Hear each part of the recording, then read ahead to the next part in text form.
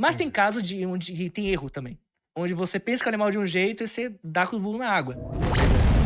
Eu vi uma história já há um tempo atrás de que acharam um tiranossauro que seria maior que o Rex. O Tiranossauro Rex não é mais o rei? Então, na verdade, seria, na verdade, dentro do próprio gênero do tiranossauro, né? Sim. Ele seria 70% maior, mas esse estudo ainda é controverso, ainda não se tem certeza, mas ainda seria dentro do gênero do tiranossauro. Entretanto, existiram sim carnívoros maiores que o T-Rex, como o gigantossauro, carcarodontosauro e o espinossauro, que é aquele que tem aquela barbatana nas costas, né? Sim. Ele era mais comprido que o T-Rex, por exemplo. Embora o T-Rex era mais volumoso em termos de...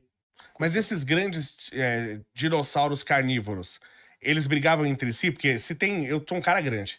Tem outro cara grande, você precisa matar pra comer, eu prefiro pegar o pequeno. Me dá menos trabalho. Sim, claro. Né? Sim. Eu não sei se eles tinham essa inteligência na época, mas eles lutavam entre si, esses grandes dinossauros, não? Depende, porque aquele negócio é assim, eles não viram todos na mesma época. Ah, Cada um entendi, ocupou seu verdade. nicho, né? Sim. Claro, certamente deveria ter briga entre eles. Na verdade, tem a briga entre eles literalmente. Você encontra evidência de canibalismo em alguns dinossauros carnívoros. Até no T-Rex você encontra marca de mordida, assim, de outro dinossauro, dos T-Rex, Sim. né? Indicando que eles brigavam entre si também. Competiam por comida, enfim. Mas não que era algo recorrente, porque tinha a questão do nicho ecológico, né? Competição acontecia, porque senão não tem a seleção natural, mas não era também uma coisa igual que a gente imagina, né? Assim, até mesmo quando mostra o Jurassic World, né? Você lembra os dinossauros brigando no final, aquela batalha, Sim. enfim, que talvez fosse assim, não. Pra começar, eles eram animais, né?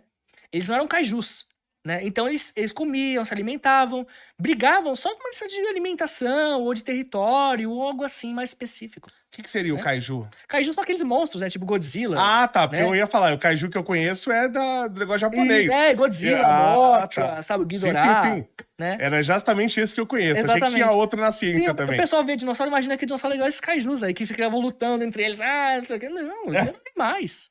Você falou do canibalismo. Sim. O canibalismo na raça humana é uma questão principalmente moral, né? É imoral você comer a carne humana e tal. Mas eu entendo que porque eu falo que a vida, via de regra, ele se especializa em viver. Sim. A vida quer continuar. Então, até do ponto de vista de preservação da sua espécie, do ponto de vista de evolução, o canibalismo não é interessante. Sim. O quanto é comum o canibalismo entre os animais, entre diversos animais? É muito incomum? É incomum, não é tão comum, é mais em momentos de escassez, onde você não tem o que fazer. Entendi. Né? Você não tem pouco recurso, aí você pega esse alimento do filhote do outro. É uma coisa que acontece até mesmo hoje em dia, né? Com alguns animais. Mas não é comum, não é algo que faz parte da natureza do animal. Embora, falando especificamente dos dinossauros, tem um dinossauro chamado Majungasauro, onde você encontra muita marca de dente de Majungasauro e outros Majungasauros. Mostrando que talvez nessa espécie, por algum motivo que a gente não sabe, porque a gente vai pesquisando, né? A gente não sabe quase nada sobre esses animais, a gente sabe só um pouquinho.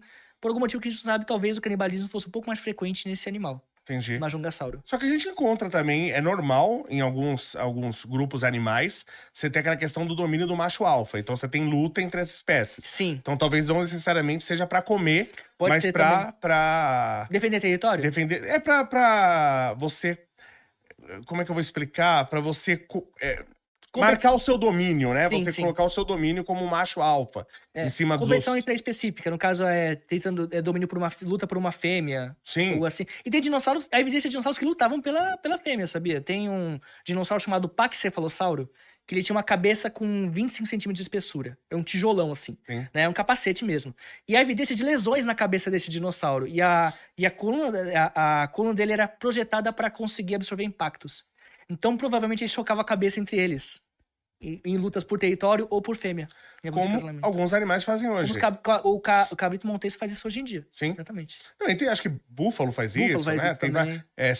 Não sei, eu sempre esqueço o nome, cervos, aqueles grandões, né? Uhum. Eles fazem isso também. Exatamente. Então a cabeça é bem dura. Porque mesmo para um animal que não tem um cérebro tão avantajado, o cérebro é sempre importante pro animal, Tem que né? estar bem protegido. Isso exatamente. é curioso, porque não é inteligente, né? Você lutar batendo a cabeça.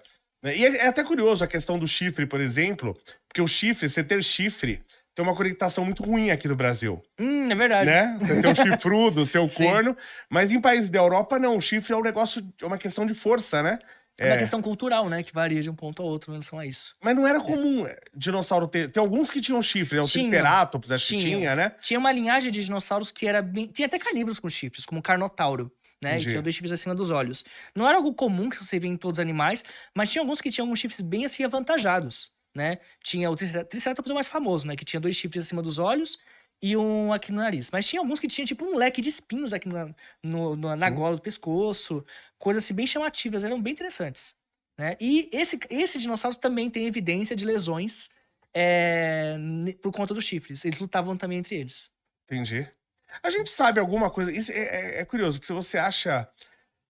A paleontologia, eu não entendo nada de paleontologia. Claro. Mas eu imagino que é muito montar um quebra-cabeça. E tem peça que você não acha. Sim. Que você, pelas peças em volta, você tenta adivinhar o formato daquela. Exatamente. Né? Imagino assim. A gente tem dados sobre, por exemplo, ritos de acasalamento do dinossauro, porque cada animal, a gente vê especificidades dos seus ritos do acasalamento. Sim. Eu lembro que na família dinossauro eles brincavam da dança do acasalamento, que tinha que fazer. A gente sabe alguma coisa sobre rituais que dinossauros faziam para conseguir o acasalamento, para ter o acasalamento ou não? Não sabe nada sobre isso? Essa é uma boa pergunta, porque é muito complicado você estudar isso, porque primeiro você tem que saber se o animal é macho ou fêmea que você está estudando ali. Certo. Né? Mas dá pra saber, pelos ossos... Depende, às vezes não dá. Às vezes não dá? Às vezes não dá. Às vezes é muito sutil, principalmente em arcossauros. Mas você tem, por exemplo, alguns dinossauros bico de pato, como o Edmontossauro, onde você encontra uma crista assim na cabeça. Certo. E às vezes o macho tinha uma crista maior e a fêmea uma crista menor, por exemplo. Então talvez a crista fosse bem colorida, bem chamativa, e talvez fizesse uma competição de exibição. Né? É uma evidência que a gente tem em relação a esse grupo. Né, que pode ser que indique, talvez. Não é certeza, porque, como eu falei, tem alguns casos que dá pra saber até se é macho e fêmea, como, por exemplo, o caso do T-Rex, que você encontra a medula óssea e dá pra saber ali no T-Rex, mas em alguns T-Rex. Mas em alguns casos fica um pouco complicado, você tem que ir mais assim, talvez, pode ser que seja. Um detalhe interessante sobre a paleontologia, sobre isso, é que a gente não sabe, a gente não olha nenhuma arte de dinossauro, por mais legal que pareça, ela é 100% acurada. Nenhuma. Por quê? Porque a gente nunca vai ter uma resposta concreta. Você tem um esqueleto, você tem um fóssil ali. Só que você não tem os órgãos. Né? Às vezes você tem isso aqui. Como é que é a cor dele? Como é que seria a pupila dos olhos? Como é que seria o detalhe? Às vezes tem um órgão específico que nenhum animal teria, mas ele tinha e não se preservou. Então, a gente vai muito mais como um trabalho de detetive mesmo. E às vezes você não encontra nem completo, você encontra só um pedacinho, só um caquinho. E aí você tem que comparar com outros já conhecidos, que são mais completos. Isso se chama anatomia comparada na biologia. Comparar para deduzir que talvez esse animal tivesse essa aparência. Às vezes você acerta, tem caso assim de você encontrar o animal com poucos ossos e deduzir. E beleza, você encontra o esqueleto, bingo, você acertou. Tem um caso de um dinossauro brasileiro chamado Saturnalia, onde não sabia se ele era herbívoro ou era carnívoro, e um paleoartista retratou ele como carnívoro. Né? Encontraram o crânio completo no final do ano passado e era carnívoro, então acertou. Mas tem caso onde tem erro também. Onde você pensa que é o animal de um jeito e você dá com o burro na água. Um caso muito legal do Denóqueros, onde foi encontrado só os braços dele. Braços enormes, tá? Braços gigantescos. A partir daqueles braços, como se não tinha o resto do corpo, deduziu-se que ele seria, pela anatomia, seria parecido com uma mistura de dinossauro com avestruz, porque tinha um grupo já de dinossauros conhecidos como ornitomimossauros, que pareciam um dinossauro, uma espécie de avestruz, pescoção, pernas compridas, enfim. E retrataram o Denóqueros dessa maneira. Você tem só o braço, né? O braço é parecido com esse grupo, beleza. Aí encontraram, se não me engano, em 2014, se não falha a memória, o esqueleto completo do bicho. E ele era totalmente diferente. A única coisa que acertaram era o grupo. Acertaram o grupo dele, que era ornitomimossauro. Mas ele tinha um bico igual de um pato, compridão. Os braços eram desproporcionais, tinha uma corcova nas costas. Ele era corpulento, gorducho, né? E, enfim, totalmente diferente. Parece uma pinguari daquelas lendas assim brasileiras. Muito bizarro, né? Então, quem poderia imaginar que ele era desse jeito? Né? Sim, então, uma coisa que eu acho curiosa, eu falei, a ciência ela nunca nega a sua ignorância. Sim. Eu falei, uma coisa que eu estudo mais, né? Nunca estudei paleontologia. Sim. Eu leio de tudo, porque eu gosto de tudo, de ciência no geral. Então, claro que eu sei alguma coisa de paleontologia, mas tem coisas que eu gosto muito mais. Então, por exemplo, astrofísica, mais de 20 anos eu estudei bastante. Uhum. E eu voltei a estudar recentemente. E é incrível como quase tudo tava errado. Mas quase tudo, assim, tava errado. Você vê como se aprendeu muito e mudou. Mas é inacreditável. Você fala, caramba, eu estudei pra caramba, mais de 20 anos atrás, não sabia nada. né? Pois é. Na paleontologia acontece muito. Nossa, você Então, não faz mas eu acho que é ideia. curioso que a galera da pseudociência gosta de pegar nisso, ó, tá vendo? Descobriram isso aqui, tava tudo errado. Mas É. a ciência não nega o erro, ela fala Não assim. nega o erro, é, exatamente. É assim que faz Erramos e ciência. aprendemos. Assim que faz ciência. Isso, exatamente. E perguntando e outro respondendo, sem querer Exato. bater nos outros que fazem pergunta, né? Pois é. Tem umas loucuras aí. Sobre essa questão de órgãos, que eu não entendo nada. Né? Mas imagino que um dinossauro, ele tem que ter coração. Claro. Imagino que ele tenha pulmão, que ele respirava e tal. Entre outros órgãos que nós temos. Tem algum órgão que dinossauro tinha, assim, que descobriu que era muito diferente, para funções muito específicas que a gente não tem? Tem. Tem caso, alguns tinham uma moela, igual, assim, ruminantes, né? E eles engoliam pedras, né? Chamadas pedras de moela. E a comida era moída nesse estômago. Legal. A pedra servia como se fosse uma moedor lâmina de mesmo. liquidificador. É, moedor. moedor. É um moedor, exatamente. E aí a gente tem evidência disso. Moinho de bolas, uma coisa assim. Sim, exatamente. Um outro caso também, que assim, a gente conta o paralelo nas aves, são sacos aéreos. As aves tinham sacos aéreos que permitem que elas fiquem mais leves para voar, né? Os dinossauros tinham sacos aéreos também. Só que não só os voadores, até aqueles compridões de pescoço comprido, sabe? O braquiossauro e tudo. E para que servia? Pra deixar, mesmo o animal sendo gigantesco, aí com 26 metros de comprimento, o escambau, ele conseguia ser leve por conta dos sacos aéreos. Entendi. Mas servia pra ele pra água também? Flutuar na água? Também servia pra ajudar a flutabilidade, exatamente. Eu ia falar isso também. Entendi. Tem casos de dinossauro de pescoço comprido que você encontra só a pegada da pata dianteira e não da pata traseira. Teoriza-se que ele estava nadando e só marcando ali com a pata dianteira, a pata traseira tava flutuando, entendeu?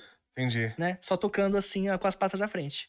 Dinossauros que voavam eram poucos, né? Sim, tem os dinossauros que são as aves, basicamente, né? Que são dinossauros. Mas, assim, os voadores não eram dinossauros. É um grupo primo dos dinossauros, que são os pterossauros.